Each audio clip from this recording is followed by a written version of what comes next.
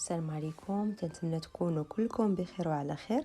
وصفة اليوم بسبوسة بالقشطة في الكؤوس فرزية، كتجي لذيذة بزاف وكتجي خفيفة وكتذوب في الفم وكتجي باردة ومنعشة. وصفة اللي تقدروا تحضروها في مائدة الإفطار رمضان ولا أي مناسبة عندكم، كيجيو لذاذ بزاف ما تشبعوش منهم.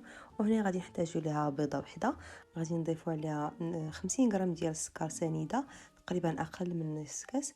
غادي نحركوا هذا الخليط مزيان تيذوب ليا داك السكر في البيض، وغادي نضيف عليه واحد 70 ملي ديال زيت نباتيه، تقريبا هنايا نص كاس ديال الزيت نباتيه. وغادي نضيف عليهم كذلك 30 ملي ديال الحليب، تقريبا ربع كوب. وغادي نضيف عليهم كاس ديال يوغورت طبيعي مسوس 110 غرام. صافي انا غادي نضيف عليهم واحد ساشي ديال الفاني، وغادي نعاود نحرك هذا الخليط ديالي مزيان تيتخلطوا ديال المكونات كلهم مع بعضهم.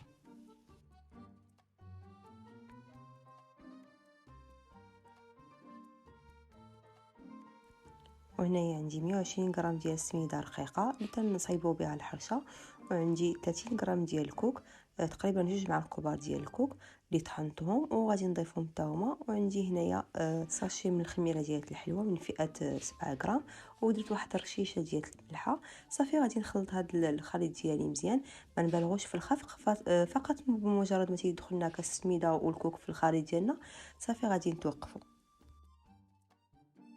وهذا هو القوام ديال البسبوسه بعد ما خلطها، كيكون ثقيل شي شويه. انا خديت كؤوس فرديه، يعني ممكن تاخذوا اي نوع ديال كؤوس بغيتو اللي فضلتو اللي عندكم طبيعه الحال في الدار. غادي ندهنهم هكا واحد شويه بالزيت، وغادي نحاول هكا نعمرهم تقريبا ثلث ديال الكاس اللي تنعمر بالخليط ديال البسبوسه، باش نخلي بلاصه الحشوه وبلاصه الطبقه الاخيره من البسبوسه. يعني كيف قلت لكم فقط غادي نعمروا الثلث ديال كميه الكاس باش نخليو فين نديروا باقي الحشوه الاخرى. وغادي ندخلها الفرن اللي يكون مسخن على 170 درجه، غادي نشعل عليها الفوق للتحت مده 10 12 دقيقه تطيب ليا وتحمر وتاخذ هكا لون ذهبي يكون خفيف، ما تكونش محمره بزاف. وهنايا بالنسبه للقشطه غادي نحتاج لها 250 ملي ديال الحليب، غادي نزيد عليها 30 غرام ديال نشا الذره، وغادي نضيف عليها هنايا معلقه كبيره ديال السكر، وغادي نزيد عليها ساشي ديال السكر بنكهه ديال الزهر، ممكن تعوضوها بماء زهر معلقه كبيره ولا جوج. صافي غادي نحركوا هذا الخليط مزيان ما يبقاش دوك التكتلات لتحت ديال النشا وديال السكر. وغادي نحطها على نار تكون متوسطه، ونبقى تنستمر في التحرك حتى تعقد ليا هاد الكريمه.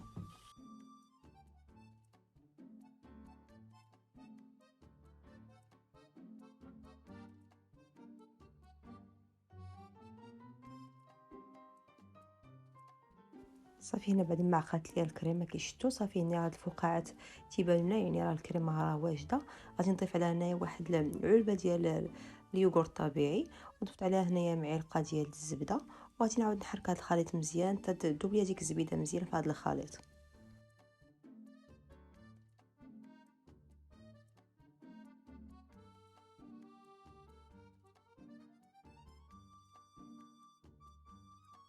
صافي هنا غادي نبدا نعمر هكا هاد الكؤوس بهاد القشطه هذه. فقط نوضع في كل كوب كنحط فيه هكا معلقه ديال القشطه باش نخلي تاني البلاصه فين نزيد الطبقه الاخيره ديال البسبوسه.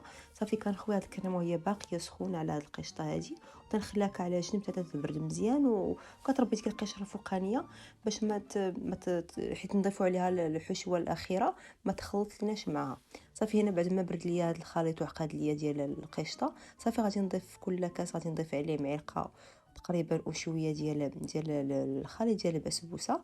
صافي وغادي نعاود ندخلها للفران اللي يكون على 170 درجه، غتاخذ معكم تقريبا واحد 12 دقيقه ولا 14 دقيقه. صافي كتحمر لكم تخرجوها من الفران، هنا كتعلوها فقط الفوق حتى تحمر لكم صافي وكتخرجوها. صافي انا كنحاول نحرك هاد الكويسات باش ما يبقاش، باش تاخذ ليا كفورمه واحده ديك الخليط ديال البسبوسه. صافي وهاد الاثناء غادي نحاول نحضروا السيرو. عندي هنايا كاس ديال الماء، غنضيف عليه نص كاس ديال السكر، عندي هنا 2 معالق كبار ديال ماء الزهر و2 معالق كبار من عصير ديال الحامض، وغادي نحطهم يطيبوا. هنايا غادي نخلي هذا الخليط يغلى لي واحد 5 ديال الدقائق صافي، ونطفي عليه وما نخليوش هاد السيرو هذا يتقال لينا بزاف باش تشربوا لنا البسبوسه. صافي هنا غادي بعد ما خرجت هاد الكويسات من الفران كي تشوفوا كيجيو هكا محمرين، كنسقيهم هو باقيين سخان والسيرو حتى هو يكون سخون مباشره، كنخرجوهم تنسقيوهم مباشره باش تشرب لنا هاد البسبوسه مزيان.